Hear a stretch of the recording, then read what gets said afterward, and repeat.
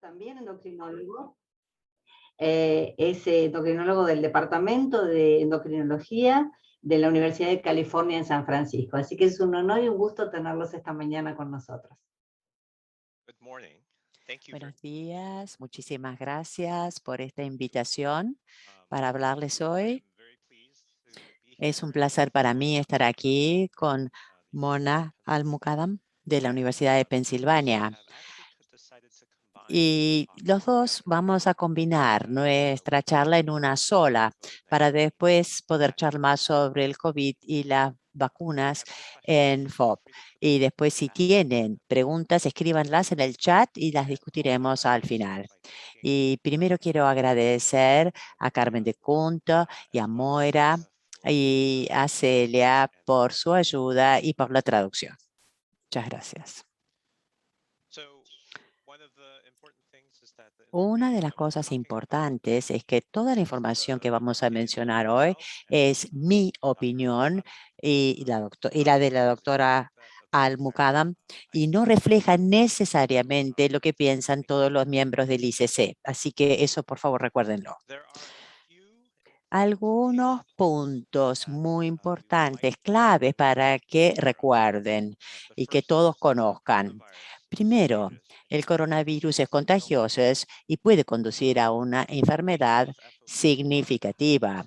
Los pacientes con FOB tienen alto riesgo de complicaciones por COVID grave y que por lo tanto prevenir la infección, ya sea con lavado de manos, uso de mascarilla o barbijo y del distanciamiento, es importante y muy eficaz. Los miembros de la familia y los contactos cercanos también tienen que vacunarse y usar barbijo. Y los pacientes con FOB tienen que debatir si la vacunación es adecuada para ellos. Tienen que tener esa conversación con su médico. Hay mucha reglamentación local, así que consulte con las autoridades de salud local para conocer las opciones y los tratamientos disponibles para usted. Ahora le cedo la palabra a la doctora Al-Muqaddam, que va a dar primero un repaso sobre salud respiratoria y por qué esto es tan importante en FOB. Gracias, doctor Chao. Gracias, Moira. Gracias, Carmen, por la oportunidad. Lo primero que queremos enfatizar es por qué es tan importante en FOB la salud respiratoria. Las complicaciones cardiopulmonares son la causa principal de muerte en pacientes con FOB. ¿Por qué? Por restricción de la expansión pulmonar, que aumenta el riesgo en el paciente con FOB de infección pulmonar. También tienen dificultades a veces en eliminar el moco, tienen tos débil y dificultades también de la deglución que aumentan el riesgo de la aspiración pulmonar y la infección. Sabemos además que si uno tiene una infección respiratoria alta, aumenta el riesgo de la actividad de brotes y también el desarrollo de FOB y formación ósea. Los pacientes dependen mucho del diafragma, el músculo entre el abdomen y los pulmones, para hacer el trabajo respiratorio. Y si alguien tiene una infección respiratoria severa y requiere ventilación mecánica, eso puede ser muy, muy difícil en el marco agudo. Próxima. Como el tema de la charla de hoy son nuestras recomendaciones generales, la palabra clave es prevención. Prevención, prevención, prevención. Y hay cosas que podemos hacer ahora para mejorar nuestra situación respiratoria y disminuir el riesgo de infección. Y hay ejercicios que se pueden hacer para mantener la capacidad pulmonar. Ejercicios que se pueden realizar, como por ejemplo, caminar, nadar, movilidad, ¿no es cierto? Esto aumenta y mejora la función respiratoria. Inspiración profunda, ejercicios así y retener el aliento, hacer eso varias veces, 30 inspiraciones profundas por hora, por ejemplo, o como grupos de ejercicios y entre medio descansar. Recomendamos también el espirómetro incentivo. La próxima diapositiva les voy a mostrar cómo es. El espirómetro incentivos se recomienda para los niños de más edad y para los adultos. Para los niños pequeños con FOB pueden utilizar un tipo de espirómetro que tiene un silbato y eso es un ejercicio y un juego y se puede cantar. Y para limpiar el moco se puede dar medicación para hacer que el moco sea menos espeso y ya facilitar así su eliminación.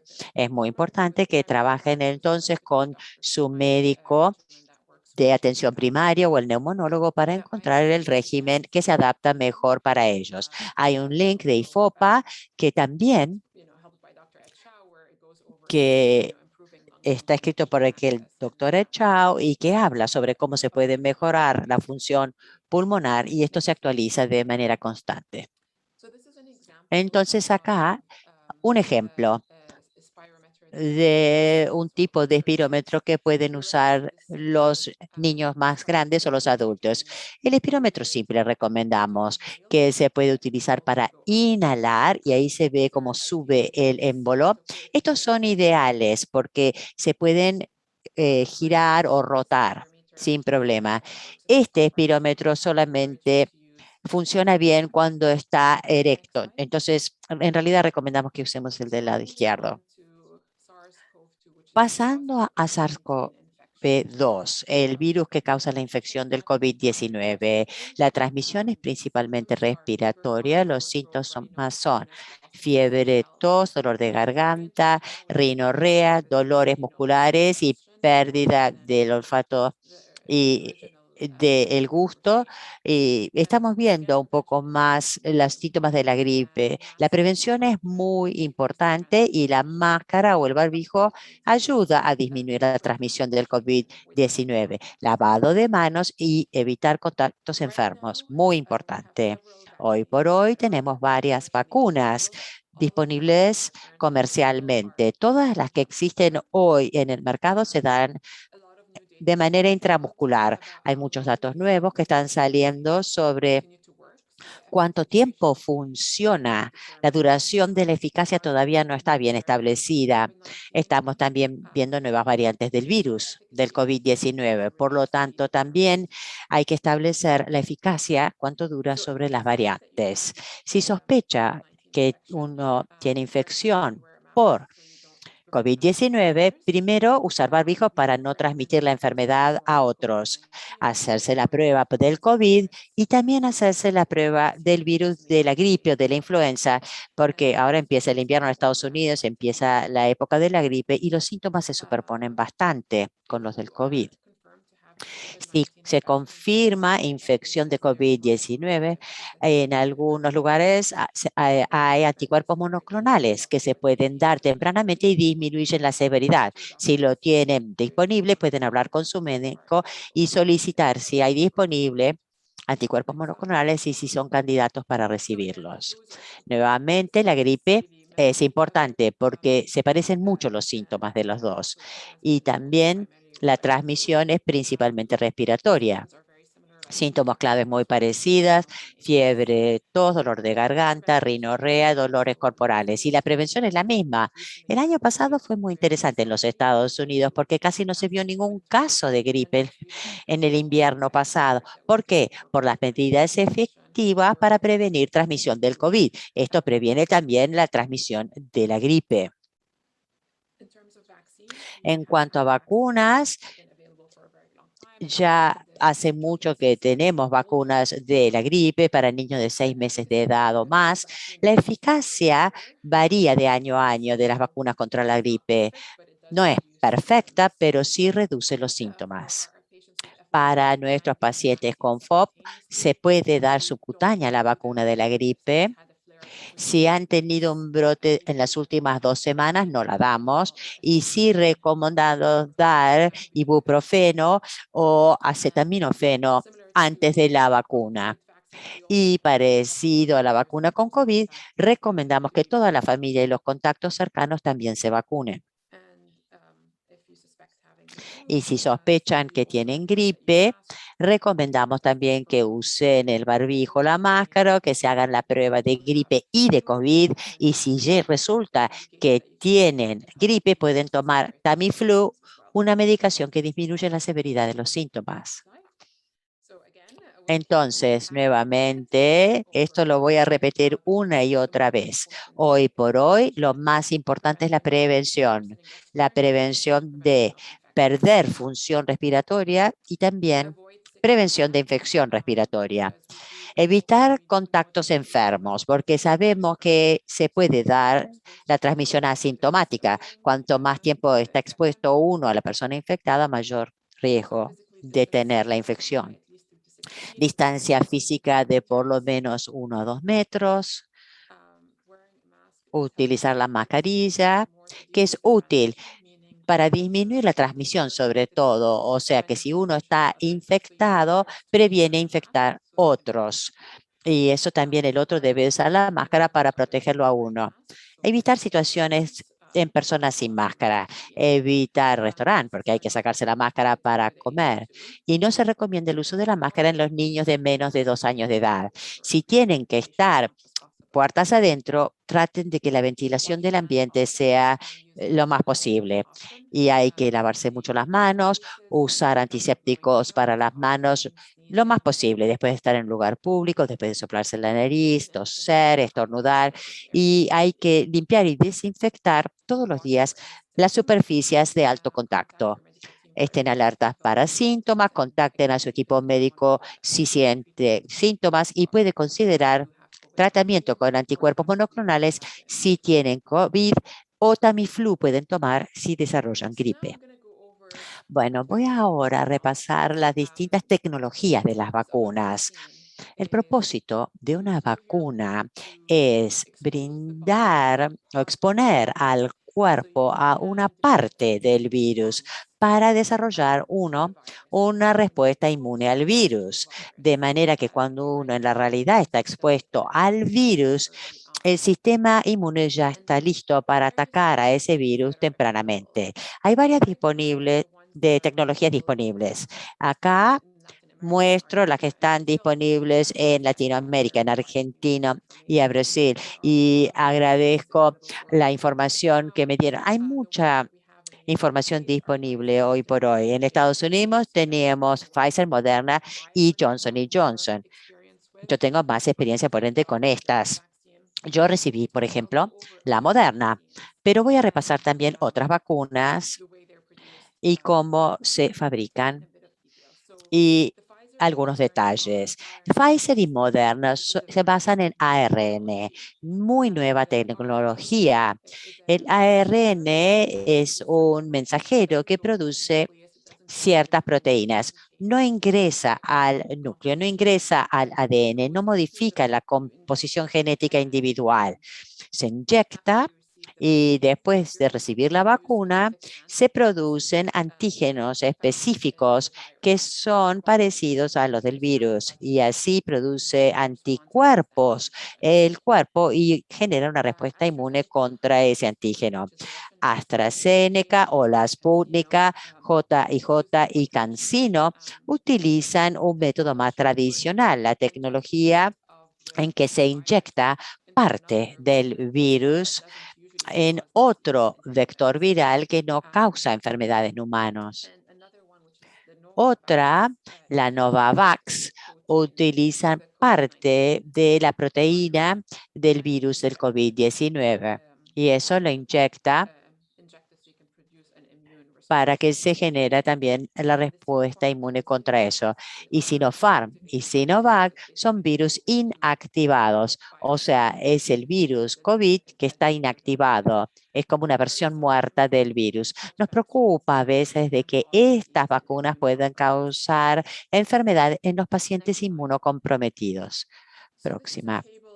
Esta es una tabla entonces de las vacunas que les acabo de explicar.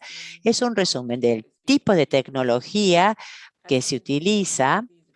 Y como ven, todas estas vacunas son intramuscular. Todas se dan a través del músculo en su vía de administración. La mayoría tienen 2 vacunas, salvo Johnson Johnson y CanSino, que tienen una única vacuna o una dosis. La inmunidad que nos da la vacuna, sabemos hoy, puede caer con el tiempo y hay algunas recomendaciones de dosis de refuerzo, sobre todo en pacientes inmunocomprometidos. Aprenderemos más sobre este tema a medida que pase el tiempo, pero 6 a 12 meses después de recibir inmunización completa, va a haber posibilidad de refuerzo. En cuanto a efectos colaterales, casi todas estas vacunas pueden causar reacciones locales en el sitio de inoculación, así como síntomas gripales sistémicos, fiebre, dolor muscular. Otros efectos colaterales que se conocen son raros, pero con Pfizer y Moderna rara vez se puede ver reacción anafiláctica, con Johnson y Johnson y AstraZeneca, a preocupación de coágulos o trombos y baja de plaquetas, pero en general, estas vacunas todas han resultado de ser muy seguras. Rara vez se han visto efectos colaterales severos o graves. La mayoría de estas vacunas también han dado prevención de COVID severo, internaciones y muerte. Entonces, la eficacia de prevención de infección varía según las distintas vacunas, pero todas son muy efectivas para prevenir enfermedad severa por COVID. La eficacia y la duración en cuanto a las variantes, todavía no se conoce. Hay muchas vacunas que están siendo aún evaluadas, algunas que se dan de manera intranasal y subcutánea. Para los niños de menos de 12 años de edad, hoy por hoy todavía no hay ninguna vacuna disponible. Ahora le voy a pasar la palabra al doctor Chao para repasar las guías ICC y datas que él ha generado. Muchas gracias, doctor Almucadam. Bueno, entonces, siguiendo, ICC es el Consejo Global Internacional de FOB y tiene guías que ha generado que son generales para aquellos que están considerando recibir la vacuna contra el COVID. ICC piense que para el cuidador principal y los miembros de la familia sí tienen que estar vacunados con la primera vacuna disponible, la que le ofrezcan en su región local. Sigue siendo también muy importante mantener el distanciamiento físico, usar máscara y higiene de las manos. Y en los vacunados, es crítico porque el virus igual puede infectar a la persona vacunada. Recuerden, el propósito de la vacuna es disminuir la severidad de la enfermedad, pero no necesariamente disminuir la infección. Sabemos que algunas personas reciben la vacuna, igual pueden seguir siendo portadores del coronavirus per se, pero no se enferman gravemente.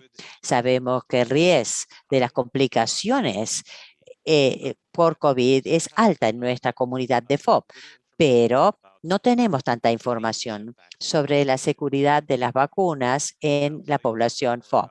Les voy a contar un poquito más sobre nuestra investigación reciente que esperemos que aclare más este punto. ICC recomienda sopesar los puntos a favor y en contra de la vacuna, discutirlos con su médico antes de revacunarse. Sobre todo importante porque hay diferencia en las reglas locales, las vacunas disponibles y los efectos colaterales. Y también puede ser que cambien las vacunas disponibles rápidamente. Pueden ir al sitio web iccfo.org para las recomendaciones si deciden vacunarse. Hay una lista que muestra cómo recomendamos que reciban la vacuna. Y por lo menos en los Estados Unidos y por los datos de los ensayos clínicos, no se aprobó todavía el uso de la vacuna para los niños por debajo de los 12 años de edad. Aún está saliendo mucha información y esperemos que esto cambie en breve.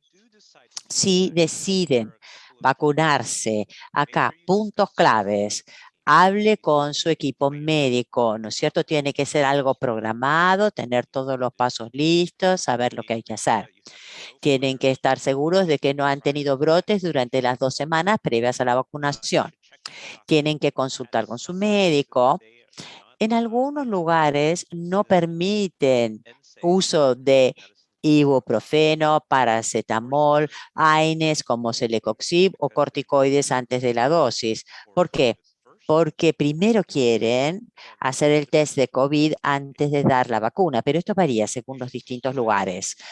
La vacuna tiene que recibirse de la manera en que fue diseñada, o sea, por eso tenemos que ser cuidadosos de las vacunas intramusculares en los pacientes con FOB, pero la vía para la vacuna contra el COVID es la intramuscular. Tiene que inyectarse en un sitio donde va a haber menos impacto por la osificación heterotópica. Entonces, por ejemplo, si ya tienen bloqueado un hombro o tienen un problema de fijación ósea en la pierna, tiene que buscar el mejor sitio para recibir la vacuna. Después de la vacunación, sí tienen que tomar acetaminofeno o ibuprofeno durante 48 horas después de la vacuna, aunque se sientan bien. Pensamos, no sabemos con certeza, que esto puede disminuir la inflamación y los síntomas y así disminuir las posibilidades del brote. Esa es la esperanza. No estamos 100% seguros de que funcione, pero hemos seguido a varios pacientes que hemos vacunado y les voy a mostrar los resultados.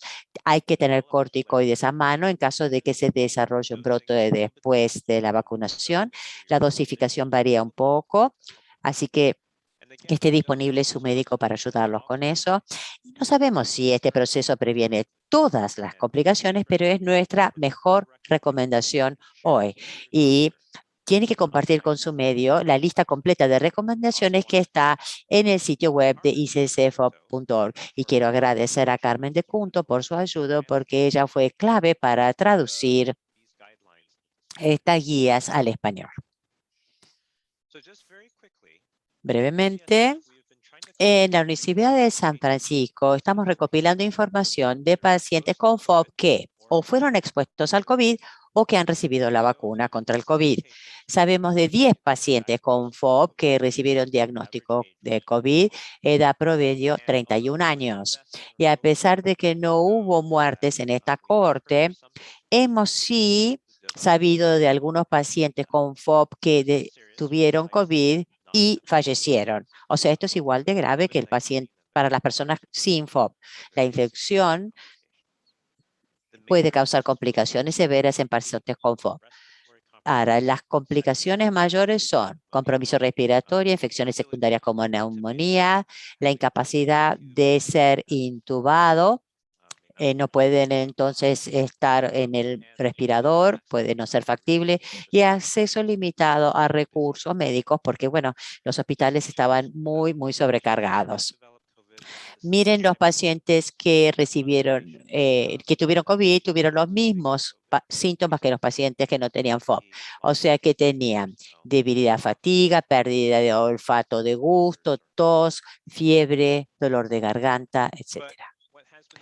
Pero sí lo que ha sido muy útil para nosotros es que hubo 15 pacientes que conocemos que tienen FOB y recibieron la vacuna contra el COVID-19. Seguimos a estos 15 pacientes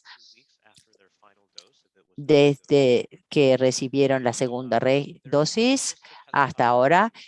Todavía hay riesgo de osificación heterotópica, pero en nuestros 15, los mismos síntomas que las personas sin FOB se vieron. Dolor en el lugar de la inyección, cansancio, edema, fatiga, cefalea, fiebre, igual que los pacientes sin FOB. Lo importante es que de los 15 nadie se internó y no hubo osificación heterotópica documentada en ninguno de ellos. Sin embargo, sí sabemos en la literatura que sí hubo pacientes con FOB que han tenido hinchazón importante o riesgo de osificación heterotópica con cualquier vacuna, y ese riesgo todavía existe entonces para la vacuna del COVID. Entonces, la decisión de tomar la vacuna debe discutirse con su médico, porque hay que tener en cuenta el riesgo variable entre las personas y las posibles complicaciones. Acá voy a solamente a suministrarles algunos links. La mayoría de los links son recursos disponibles en Estados Unidos, pero aplican para otros países también, personas que viven en otros lugares del mundo. Estos son la información del CDC de los Estados Unidos sobre COVID-19 o cómo ayudar a alguien que tiene COVID como uno, entonces se cuida a sí mismo. Para los papás, por ejemplo, de un niño, si el niño tiene COVID, cómo se cuidan los papás. Y después las guías del Consejo Clínico Internacional para pacientes con FOP que desarrollan COVID y o los que están considerando vacunarse. Y bueno, un par de cositas rápidas. Queremos enfatizar que es muy importante usar máscara o usar el barbijo. Y decimos, hay que ser profesional en usarlo. Tan crítico es para prevenir la infección. Entonces, si van a ponerse la máscara, hay que cubrir la nariz y la boca. No hay que ponerse la máscara, obviamente, en otro lugar del cuerpo que no sea este. Así que no hay que no usarlo, y la forma correcta de hacerlo es como ven acá, tiene que cubrir la nariz.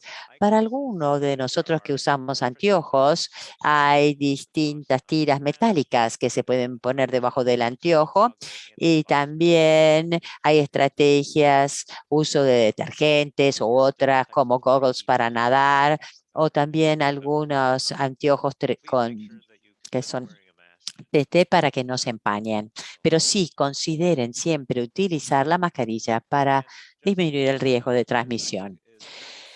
Y otra cosa que me parece tan importante, la única manera de comprender cuál es el verdadero impacto del COVID de las personas con FOP es que nos cuenten ustedes, las familias y los pacientes con FOP. Así que contáctenos, por favor, si les interesan la infección, perdón, la investigación en curso, el estudio que les comenté, donde estamos siguiendo a todos los pacientes con FOP que se vacunaron o que tuvieron COVID. Ese estudio, por ejemplo, si ustedes sospechan que están con COVID, primero contactar a su médico, porque la prioridad es siempre el manejo clínico. Pero también nos gustaría a nosotros saber y agregar esa información a nuestra base de datos para saber lo que está pasando en la comunidad, porque eso es lo que nos permite darles consejos a ustedes con respecto a cuál va a ser la mejor estrategia. Entonces, muchas gracias por su interés en este tema y por escucharme hoy.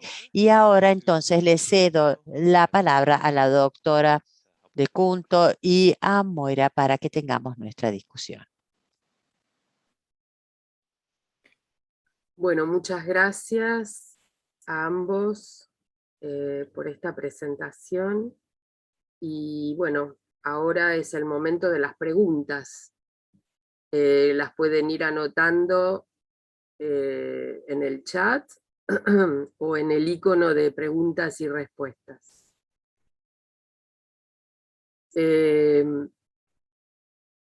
Para empezar, una pregunta que yo tengo es acerca de la recomendación que está surgiendo en algunos lugares sobre la aplicación de una tercera dosis. Es decir, ¿qué opinan ustedes? Porque todo esto de vacunación para las personas con FOP, es evaluar un riesgo sobre otro riesgo, ¿no es cierto? Entonces, desde un punto de vista, uno pensaría que cuanta menos dosis mejor, porque bueno, cada pinchazo es riesgoso. Al mismo tiempo, uno quiere la mayor protección posible frente a COVID. Entonces, bueno, en esto de sopesar un riesgo sobre otro, ¿qué opinan ustedes acerca de la eventual aplicación de una tercera dosis?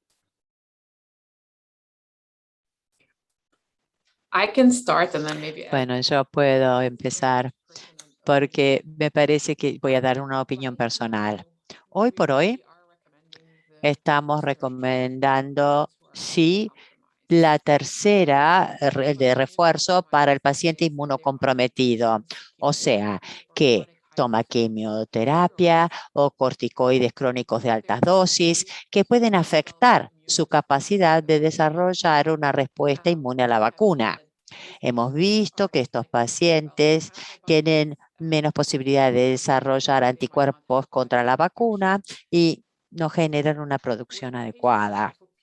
Los pacientes con FOP, y me interesa también saber lo que dice Ed, si no están tomando prednisona crónicamente, que igual ya no recomendamos, no creo que vayan a tener una respuesta con generar una respuesta inmune o que no vayan a desarrollar la cantidad apropiada de anticuerpos. Así que yo hoy no les estaría recomendando una tercera dosis de refuerzo, no. Esperemos ver qué pasa primero en la población general, porque estamos solo empezando con la población inmunocomprometida antes de recomendar. Estoy de acuerdo con la doctora Al-Muqaddam. Creo que hay un par de puntos importantes. FOP no se considera una enfermedad que afecta al sistema inmune, no son personas inmunocomprometidas. Hay cambios en el sistema inmune, pero no hay un sistema inmunocomprometido, salvo que el paciente está tomando mucho tiempo corticoides en altas dosis. Entonces, hay que hablar con el médico de cada uno, discutir si es necesaria o no la vacunación adicional o si está recomendada. Me parece que el punto clave que sabemos es que en general los pacientes, no solo los pacientes con FOP, que recibieron la vacunación primaria para coronavirus, están muy bien protegidos. Hay variantes, por supuesto, que potencialmente, pueden generar menos respuesta con estas vacunas, pero la protección que brinda la vacunación primaria es muy buena. Y por eso, mi pensamiento, es mi opinión más bien. Mi opinión es que si alguien está considerando vacunarse, lo clave es primero vacunarse y antes que pensar en el refuerzo. Va a haber que esperar los datos que saldrán en cuanto a la eficacia, la necesidad del refuerzo o el tipo de refuerzo. Pero lo que sí vale la pena primero es si me tengo que vacunar, si es algo que quiero recibir. La primera vacunación, ¿cuáles son los riesgos y cuáles son los beneficios? Una pregunta, Moira. Esto se viene hablando y hay muchos pacientes que preguntan si hay una vacuna en particular recomendada para los pacientes con FOP. Sabemos que en cada lugar, en cada país, hay algunas vacunas no similares quizás a las de Estados Unidos, pero la idea es ver si hay alguna posibilidad de elección en cuanto a la vacuna que tenga menos reacción local y que pueda potencialmente producir un brote de la enfermedad. Y sumado a esa pregunta, quiero la opinión de los doctores, es si en el estudio de si en esos pacientes que recibieron la vacuna, ¿qué vacuna recibieron? O si hubo alguna diferencia de reacción de acuerdo a la vacuna que recibieron, aunque sea ese grupito chiquito de pacientes, ¿no?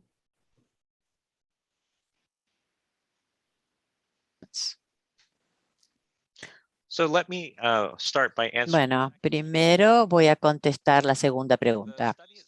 El estudio en sí eran 15 personas que pudimos seguir completamente y de esos 15, la gran mayoría recibió la vacuna Pfizer.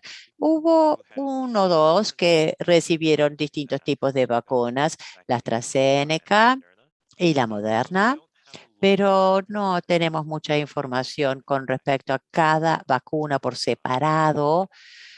Puede diferir y cómo reaccionaron los pacientes con FOP. Dicho estos, los efectos colaterales de las personas que recibieron la vacuna fueron iguales a los de la población general. O sea que los síntomas que tienen son los mismos. Ahora, con respecto a elegir vacuna, hay que recordar que todas las vacunas son muy buenas para prevenir lo que más nos importa, que es síntomas severos, complicaciones severas por el COVID y mortalidad. Entonces, muchas formas, la elección específica de cuál vacuna es menos importante que decidir si uno se quiere o no vacunar. Y también es importante asegurarse que uno hable con su médico sobre este tema, porque en muchos lugares, como dijo la doctora De Cunto, hay distintas vacunas disponibles y para algunos pacientes quizás lo correcto sea hacerse las dos vacunas, puede ser Pfizer o Moderna, pero otros pacientes quizás quieren una sola vacuna, una única dosis. Entonces esa es la Johnson Johnson, que requiere una sola dosis. Así que este también es un tema que hay que hablar con el clínico de cada una. Doctor Chao, antes de contestar, yo tengo una pregunta para usted. En el estudio de 15 pacientes que usted hizo, hubo un caso de brote. ¿Fue en el sitio de inyección? Sí, fue en el sitio de la inyección ese paciente. Y no estábamos 100% seguros si era una reacción local significativa, más que un brote verdadero, pero le dimos corticoides de baja dosis, no la misma que daríamos para brote, y se resolvió muy rápidamente la molestia que tuvo en el sitio de inyección. Y después ese paciente no informó ninguna pérdida de movilidad ni nada. Pero por eso recomendamos que la inyección se haga en una ubicación que está anquilosada o ya está afectada por FODMAP para que si desarrollan un brote, no pierdan más movilidad. Y volviendo a la pregunta de la doctora De Cunto sobre qué vacuna, yo repito la recomendación del doctor Shao, que es, aunque la eficacia pueda variar para llegar a contagiarse el virus, la eficacia sobre la severidad y las internaciones es muy, muy buena. Por eso, si uno quiere decidir vacunarse sí o no, esa es la decisión importante hacer primero. Y después, bueno, ¿cuál vacuno? Me parece que es una decisión secundaria, quizás no tan importante. Acá hay una pregunta de Caterina que dice que está con un brote potente en el brazo. Ella ya tiene 2 dosis, que está con 2 dosis de shock de prednisona y que ya se aplicó 2 dosis de Sinovac. Y la semana próxima le tocaría la tercera dosis. Entonces pregunta si puede vacunarse en otra zona que no tenga brote. Yo a Caterina le preguntaría si ese brote que tiene en el brazo es en el sitio en donde se aplicó la vacuna, la Sinovac. También.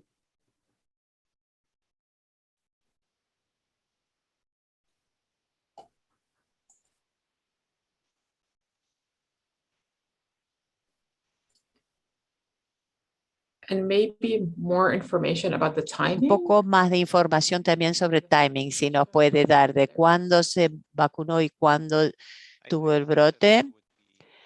Me parece que hay un par de cosas interesantes para aprender de Caterina y quizás lo deberíamos hacer por separado y no en el webinar. Pero bueno, entender el curso y la evolución. La respuesta breve a su pregunta específica sobre la tercera dosis es que si hay sospecha de un brote agudo o brote agudo confirmado, no debe recibir la dosis. No tenemos información respecto de la eficacia y los riesgos de una tercera dosis hoy por hoy, sobre todo para la vacuna Sinovac. Igual que para cualquier inmunización y para cualquier vacuna, las reacciones, la reactividad suben, aumentan con cada refuerzo y es posible entonces que uno podría desencadenar síntomas bastante relevantes a medida que reciben dosis adicionales. Así que debido al brote, no recomendaría que reciba la tercera dosis. Eso me parece que es claro. Ahora, si se necesita una tercera dosis, también es algo que habría que evaluar. Sí, acá ella agrega que se vacunó hace meses y que el brote estaría siendo más abajo de la zona donde se aplicó la vacuna. O sea que ella no lo pareciera que no lo está asociando al brote con la vacunación.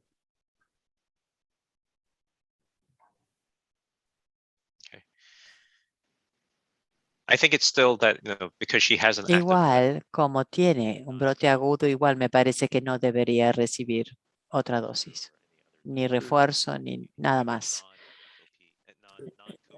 O sea, otra vacuna que no sea COVID tampoco, me parece, porque está con ese brote. Y también tiene que hablar con su médico sobre la decisión de la tercera dosis. Yeah, and I completely agree. Estoy completamente de acuerdo, sí. Las guías generales para vacunación es nunca dar ninguna vacuna cuando alguien tiene un brote y que estén por lo menos 2 semanas sin ningún brote para la vacuna de la gripe y más todavía para COVID. Es muy importante estar libre de brote.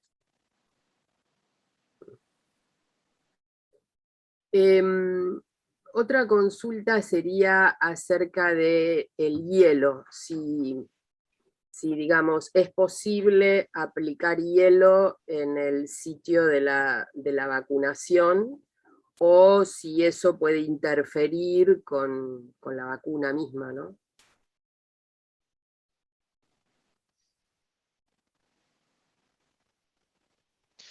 So after the vaccine has been Después de que se ha administrado la vacuna, sí se puede usar hielo.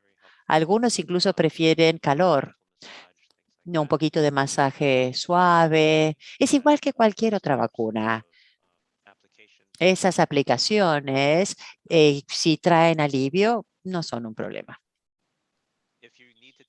Si hay que tomar medicación por el nivel de dolor o molestia, eso tienen que hablar con su médico antes de hacer eso. Okay. Bueno, no sé si hay más preguntas. Acá hay un comentario que dice que, bueno, que no es paciente de FOB, pero que le recomendaron no ponerse hielo, sino algo frío en el sitio de la aplicación.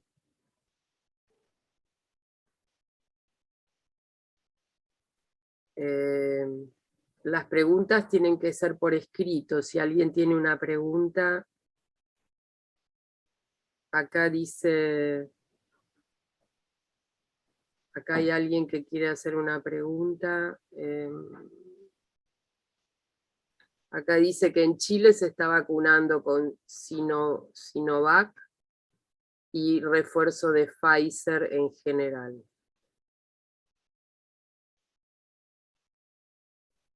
Se desconoce la duración de los anticuerpos post-Sinovac.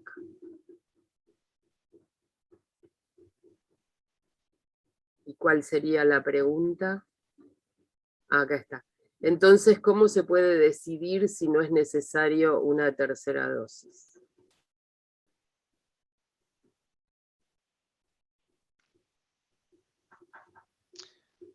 Yeah, so I think at the moment, Bueno, claro, pienso que hoy por hoy la mayor parte de los países no están recomendando tercera dosis de refuerzo y tenemos muy poca información, no solo en pacientes con FOB, sino en general, si es apropiada una tercera dosis de refuerzo.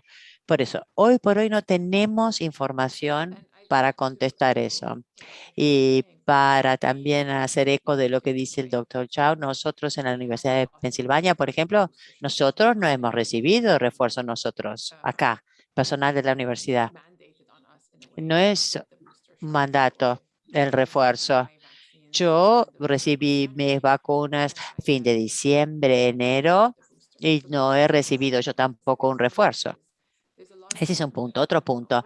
Muchas cosas se desconocen con respecto a la inmunidad y cómo funciona la inmunidad y si medir anticuerpos es la mejor manera o no de saber cuánta inmunidad tiene una persona contra el virus. Así que hay mucho que no se sabe todavía.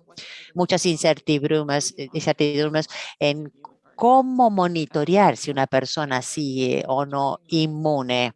Es importante reconocer que los datos son muy limitados y es por eso que hoy, por lo menos en los Estados Unidos, estamos recomendando refuerzos para los pacientes inmunocomprometidos, por lo menos en mi institución, pero para la población general no hemos aplicado esto y no, Dr. Chao, no sé si en su organización están recomendando, ¿a usted le ha pedido que se dé un refuerzo? No, solo para paciente inmunocomprometida, francamente inmunocomprometido, pacientes que tienen patologías que su sistema inmune no genera anticuerpos, ¿no es cierto?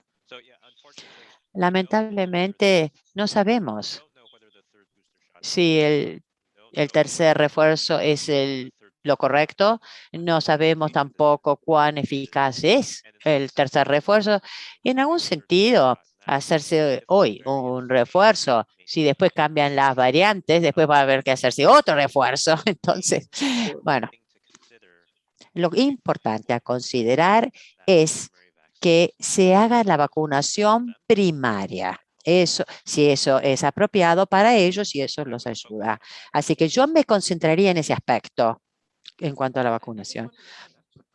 Quiero mencionar 2 puntos más. También la vacuna Sinopharm, sé por experiencia personal, porque mis papás viven en Dubái y muchas personas recibieron Sinopharm. Y les están también recomendando que se den Pfizer, porque los datos de eficacia de Sinopharm son muy variables dependiendo de los distintos trabajos publicados. Muchos están recomendando post-Sinopharm hoy entonces que se reciba después la Pfizer. Y hay algunas personas que están mezclando vacunas para ver si eso da mayor protección contra más variantes, pero no tenemos la respuesta a esas preguntas. Hoy por hoy no estamos recomendando mezclar vacunas por ese motivo, pero puede cambiar eso a futuro. Quizás le piden a las personas que se cambien el tipo de vacuna para mejorar la inmunidad para las distintas variantes, pero no tenemos todavía hoy respuestas a esas preguntas. Quiero agradecerles de UCSF. Lamentablemente tengo otra reunión y me voy a tener que ir, pero muchísimas gracias, doctora De Junto, Moira, por su ayuda, a Celia por la traducción. Creo que la doctora Albucam se puede quedar, así que me despido. Muchísimas gracias por su interés en este tema y por venir a aprender más sobre el mismo. Gracias. Muchas gracias, doctor Gracias. Chau. Bueno, acá hay otras preguntas o comentarios. Acá hay alguien que dice que se vacunó con la de AstraZeneca y que le indicaron que 15 minutos después se colocará hielo y que ahora está esperando la próxima dosis para el próximo mes. Y la pregunta que hace es si recomienda colocar esa segunda dosis en el mismo lugar. Ella no tuvo ni brote ni dolor. Yeah. So I would continue to recommend to Yo use seguiría recomendar zonas más afectadas con pérdida de movilidad, volver a usar esa zona. Está muy bien dárselo en el mismo lugar que antes, siempre que sea el lugar más comprometido por osificación no heterotópica, etcétera, porque si desarrolla entonces un brote, no perdería movilidad. Bueno, después hay alguien que está preguntando si es necesario vacunarse. No sé, Carmen, creo que la respuesta es... Sí, vi una pregunta de Rubén más Sí, abajo. sí. Y me gustaría la opinión de Mona también. Esta es una pregunta de un paciente que tiene FOB, que está en un estadio, digamos, con muchas limitaciones y que tiene dolor crónico a nivel de miembros inferiores. Y él pregunta si es necesario vacunarse, a pesar de que está en este momento con dolor, que yo asumo que no es brote, que no es flare-up, pero que es dolor crónico tipo neuropático. Mhm. Entonces la pregunta es si en ese estado él puede vacunarse igualmente. Por eso me gustaría tu opinión, Mona. Sure, yeah. No, Sí. Dr. DeCunto, I will definitely rely on your Sí, bueno, el juicio clínico suyo sabrá muy bien usted si es un brote o si es dolor neuropánico crónico.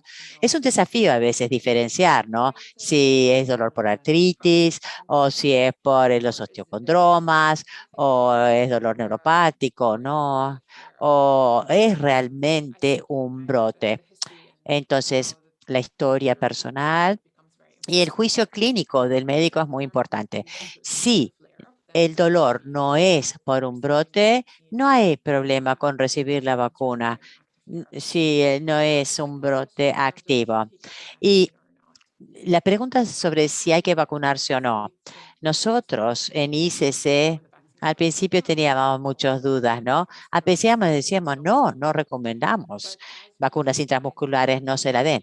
Pero a medida que reconocemos que la pandemia genera un riesgo tan grande para todos nosotros, para los pacientes en general, para los pacientes con FOB y por la preocupación de la infección respiratoria y con la información que tenemos hoy, nuestra recomendación final es que no podemos decir sí o no. Tenemos que tener esta conversación. Es mejor específicamente para mí. No podemos decir todos los pacientes de FOB se tienen que vacunar, pero tampoco vamos a decir que está contraindicado.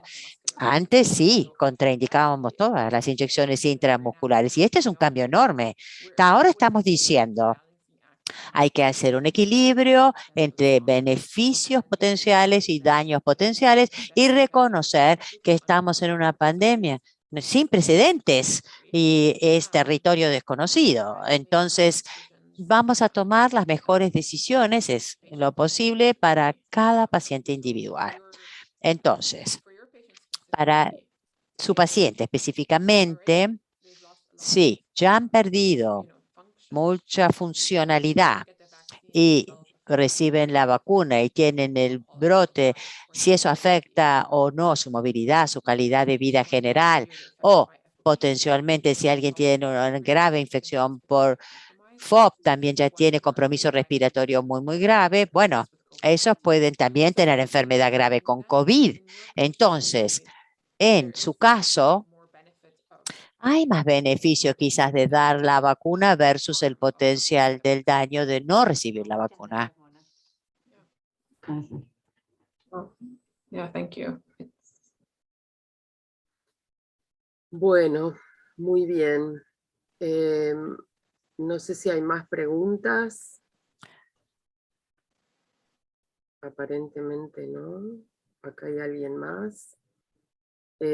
Acá hay una pregunta de Diana que dice si existe alguna estimación sobre el tiempo que demorarán vacunas por otras vías, estas inhalatorias o inclusive creo que había algunas que se estaban probando por la vía subcutánea. Yeah. Honestly, I don't know the answer. Honestamente, no conozco la respuesta a esa pregunta. Hay mucha investigación y mucha actividad en vacunación contra COVID-19. Y es un ambiente tan rápidamente cambiante, evolutivo, muy difícil que pueda predecir el timing de eso. Sí, pero yo, es decir, yo creo que justamente hay tanta investigación y tanta cosa que es muy probable que en el futuro haya vacunas por otras vías de aplicación, ¿no? Seguramente, porque esto debe afectar no solamente a las personas con FOB, sino que debe haber una población que no puede, por distintas razones, ¿no? No recibir inyecciones intramusculares, o que pueda tener preferencias por otras vías de aplicación. Yeah, no, I think I completely. Sí, sí, sí, estoy completamente de acuerdo. Me parece que una vez que tengamos más información, que conozcamos cuál vacuna específicamente se teste, y nosotros también vamos a cambiar nuestras recomendaciones. A veces las de vía intranasal usan virus vivo atenuado y a nosotros no nos gusta, ¿no es cierto?, recomendar eso porque puede causar una infección leve, pero del tipo COVID. Y por eso tenemos que esperar un poquito a ver qué se aprueba y sobre la base de eso modificaremos nuestras recomendaciones. Así que lean el sitio web de ICCFOP. Eso va a ser muy útil porque, como dijiste, es un campo que está en rapidísima evolución y salen cosas nuevas todo el tiempo con un ritmo muy, muy rápido. Así que sí, yo creo que tiene razón. Sí, es verdad, estamos,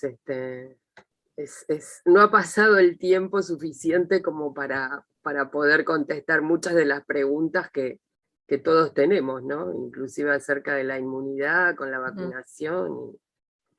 Pero bueno, lo que sí sabemos es que es eso, es un riesgo versus otro riesgo y aparentemente estaría siendo peor el riesgo de contraer COVID o sea, de un COVID grave que el de la propia inyección, ¿no? Bueno, no sé si hay más preguntas. Acá no estoy viendo más. Acá hay mensajes de agradecimiento. Bueno, creo que por ahora no hay más preguntas, pero seguramente si surge alguna, posteriormente se las podemos hacer llegar por mail, ¿no? Of course, we're happy to respond. Sí, por supuesto, sí, contestamos todas las preguntas con mucho gusto. Como estamos aprendiendo tanto, participar en el estudio del Dr. Chao en la Universidad de San Francisco ha sido muy útil para todos nosotros porque tenemos datos fuertes, tenemos más confianza en hacer esos cálculos de riesgos-beneficios. Así que sí, aliento fuertemente a cualquier persona que ha recibido la vacuna o que está pensando en recibir la vacuna o que ha tenido COVID, que sí, que se contacten con el Dr. Chao y que participen de su estudio, que lo consideren. Es decir, las personas que ya fueron vacunadas, aunque haga algún tiempo atrás, igualmente pueden participar del estudio. Yes, I would highly Sí, recommend. sí, sí. Yo recomendaría fuertemente eso, sí, que le informen a él. Cuanto más información tenemos, mejor. Sí, eso es mejor para todos.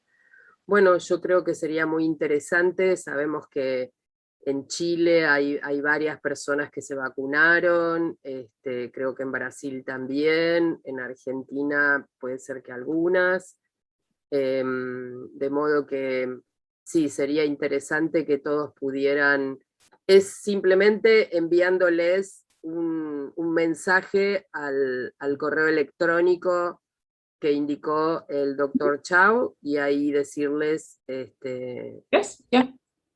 Yep. And someone Sí, from sí, sí. Y alguien del equipo de él les contestarán y cualquier estudio, ¿no? Como cualquier estudio, tienen que primero tener consentimiento informado, saber de qué se trata el estudio antes de que nos den esa información y explicar por qué se recopila la información. No hay intervenciones, no hay prueba de sangre, pero hay una entrevista, sí, preguntar los tiempos, ciertas cosas, y eso, el doctor Chao tiene mucha más información que yo de eso, pero sí creo que para nosotros, como los que tratamos los pacientes y toda la comunidad de FOP, tener más información va a ser tan útil para nosotros, aunque el resultado no haya sido bueno o es algo que pasó hace un tiempo, igual es importante contactar al doctor, porque no queremos autoseleccionar solo los buenos resultados y que no se informan o incluyen los malos resultados, porque todo nos ayuda para establecer las cosas a favor y en contra de usar la vacuna. Moira, quiero agregar algo. Si hay algún paciente que no puede comunicarse con el doctor por el problema del inglés, no tengo problema en que se conecten conmigo y ser yo el puente para enviar la información hacia el doctor Zhao. De hecho, me pasó con algunos pacientes que se contactaron conmigo y yo los referí al doctor. O sea que no sea el idioma un impedimento para poder conectarse. No sé. Bueno, acá hay alguien que dice que Caterina que quiere participar, y hay una última pregunta que también de Rubén que dice ¿qué pasa si se adquiere COVID con la vacuna? So the hope, and that La esperanza, y eso puede pasar. Conocemos muchas personas que han tenido COVID a pesar de estar vacunados. Los síntomas son mucho más leves que las personas no vacunadas. Si recibe la vacuna, bueno, perdón, si desarrollan la infección, pregunten con su médico si hay anticuerpo monoclonal y hay que hacer el manejo sintomático después. Hay que hacer todas las cosas que mencionamos en la charla, con o sin vacuna. El manejo de la enfermedad es la misma. Usar la máscara, aislarse, prevenir el contagio a otros, contactarse con su clínico, recibir el anticuerpo monoclonal si está disponible y el manejo de los síntomas. Todo eso va a ser igual. Perfecto. ¿Convendría hacer algún estudio de inmunidad posterior a la vacunación? Es decir, para ver, de anticuerpos más que de inmunidad, para ver si tienen los anticuerpos necesarios. ¿Sería útil ese dato? so I really think we would want to get Me more parece que nos falta todavía información de la población general para entender qué nivel de inmunidad es importante, cuál es el que realmente determina si uno es inmune o no. Se puede hacer una prueba de sangre, pero bueno, es un procedimiento más que tienen que recibir nuestros pacientes. Hace falta hacerlo realmente, sobre todo en el aspecto de que no entendemos los resultados todavía hoy tampoco. Entonces yo hoy por hoy tener información clínica me parece que es lo más importante. Y una vez que tengamos más información sobre cómo mejor medir la inmunidad a largo plazo, sí, quizás podríamos también aplicar eso para pacientes con FOB. Hoy lo que necesitamos es más información primero de la población general. Acá en nuestro país al menos no está recomendado la determinación de anticuerpos como utilidad clínica, ya que se ha visto que tanto personas que han tenido la enfermedad o que se han vacunado tienen diferentes niveles de anticuerpos y no podemos interpretar realmente a qué corresponden esos. Hay mucha diversidad, entonces como decía la doctora, primero ver qué pasa en la población general para ver si realmente son de utilidad tener esos niveles de anticuerpos, ¿no? Y poder interpretarlos. Bueno, y acá ya la última pregunta, y con esto cerramos. Dice, ¿cuál es el anticuerpo monoclonal al que hacen referencia? Que seguramente no lo tenemos acá, ¿no es cierto? No lo tenemos. Claro. sorry. Mona, es el que había recibido Donald Trump, ¿no? Yes. Okay. Sí, Okay. sí, nuevamente. Creo que cuando está disponible, decimos siempre, incluso en los Estados Unidos, es muy difícil conseguir el anticuerpo monoclonal, pero hay uno. Hay dos cócteles de anticuerpos, uno que produce Eli Lilly y otro de Regeneron. Y básicamente son anticuerpos preformados contra el virus para ayudar al cuerpo a luchar contra el virus. Parecen funcionar mejor en las etapas tempranas de la infección, cuando todavía está en desarrollo el proceso infeccioso, pero no más tarde, o sea, que tienen que darse temprano y se da endovenoso. Incluso en Estados Unidos es muy difícil conseguirlo y que se lo puedan dárselo. Hay que ir a un centro específico donde tienen las infusiones, hay que poder programarlo de manera muy temprano, muy rápido y muchas veces no se da así. Entonces, de ser algo disponible para Argentina u otras zonas de Latinoamérica, es algo para considerar. Ok.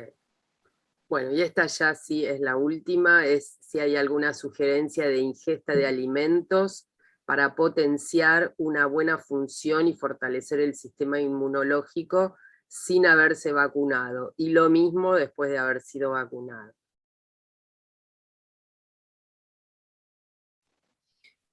So there really isn't, I think. No, realmente en general creo que no. Siempre seguimos recomendando que tengan una dieta saludable general o mucha vitamina C. De alimentos de ese tipo pueden ser útiles para la inmunidad, pero no existe específicamente una dieta que les recomendaría. Sí, cautela con sobresuplementación o exceso de vitamina D o vitamina C. Eso lo hemos visto, porque hay riesgo de cálculos renales si toman muchas de esas vitaminas. Hay que tener un equilibrio. Hay que dormir bien, tener una buena dieta, controlar el nivel de estrés. Todo eso me parece muy importante para el sistema inmune, pero no hay datos a favor de una única dieta mejor que otra. Sí les quiero alertar que no hagan sobresuplementación vitamínica.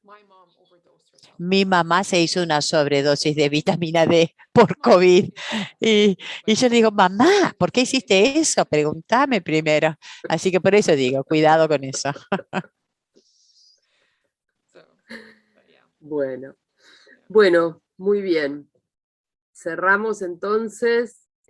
Agradecemos mucho a la doctora Al-Muqaddam y a la doctora De Cunto por su participación y por supuesto al doctor Edward Chau.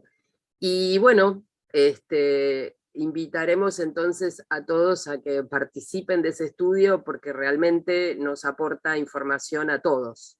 Saber cómo ha ido en cada caso tanto la infección de COVID como la vacunación. Así que espero que muchos más se agreguen a ese estudio.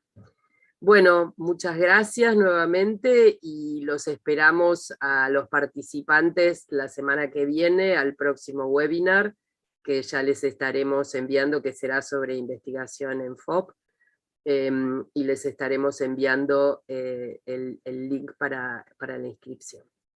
Así que, bueno, gracias nuevamente y bueno, será hasta la próxima. Thank you. I just wanted to say thank you so Muchas much. gracias. Muchísimas gracias por esta oportunidad y por la traducción y también la ayuda de la doctora Docunto que tradujo las guías y que tanto ayuda y que va a ser facilitadora para el enrolamiento en el estudio del doctor Chau. Y Moira, gracias por hacerlo. Nos ayuda tanto a todos escuchar las perspectivas fuera de los Estados Unidos también de qué está pasando en otras partes del mundo. Así que muchas gracias.